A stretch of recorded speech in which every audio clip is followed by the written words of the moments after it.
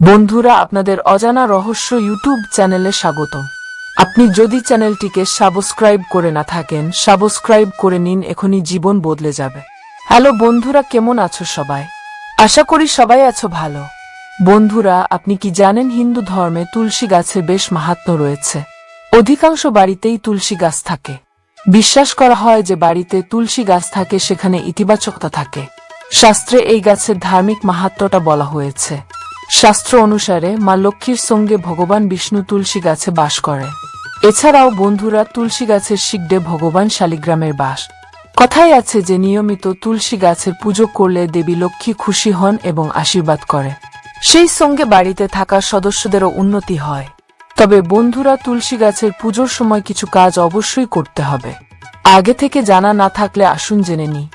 Number 1, প্রদীপের নিচে রাখুন চাল। বন্ধুরা, চালকে খুব শুভ বলে মনে করা হয়। এই জন্য তুলসী গাছের নিচে প্রদীপ জ্বালানোর সময় একটু চাল রাখুন। বলা হয় যে এরকম করলে দরিদ্রতা দূর হয়ে যায়, মা লক্ষ্মী প্রসন্ন হন। নাম্বার 2, আটার প্রদীপ জ্বালান। বন্ধুরা, শাস্ত্র মতে তুলসী গাছের নিচে আটার তৈরি প্রদীপ জ্বালান। এরপরের দিন এই প্রদীপটি গরুকে খাওয়ান। এটি শাস্ত্রে সবচেয়ে শুভ ও পবিত্র বলে বিবেচিত হয়েছে। কথায় আছে যে এটি করলে মা লক্ষ্মীর পাশাপাশি মা অন্নপূর্ণার আশীর্বাদ পাওয়া যায়। এর পাশাপাশি আপনার আর্থিক অবস্থাও মজবুত হবে। নাম্বার 3, তুলসী গাছের সামনে প্রদীপ জ্বালান এভাবে। বন্ধুরা, জ্যোতিষশাস্ত্র অনুসারে সন্ধ্যায় নিয়মিত তুলসী গাছের নিচে ঘিয়ের প্রদীপ জ্বালাতে হবে।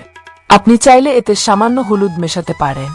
এটি করলে আপনি আর্থিক সংকট থেকে মুক্তি পেতে পারেন এবং আপনি অনেক লাভও পাবেন। নাম্বার 4, তুলসী তলায় পুজোর সময় এই কথাগুলি মনে রাখুন। বন্ধুরা, সকালে তুলসী গাছে জল দিতে ভুলবেন না। নিয়মিতভাবে সন্ধ্যায় তুলসী গাছের নিচে প্রদীপ জ্বালানো উচিত। এতে ঘরে মা লক্ষ্মী বাস করেন।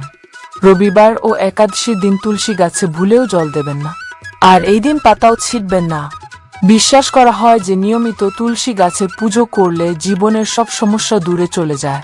তো এই ছিল আজকের ভিডিওটি কেমন লাগলো কমেন্ট করে জানাও। ভিডিও ভালো লাগলে লাইক করো। আমাদের অজানা রহস্য চ্যানেলে যদি নতুন দর্শক হয়ে থাকো তো সাবস্ক্রাইব করে পাশে বেল আইকনটি অন করে দাও। ধন্যবাদ।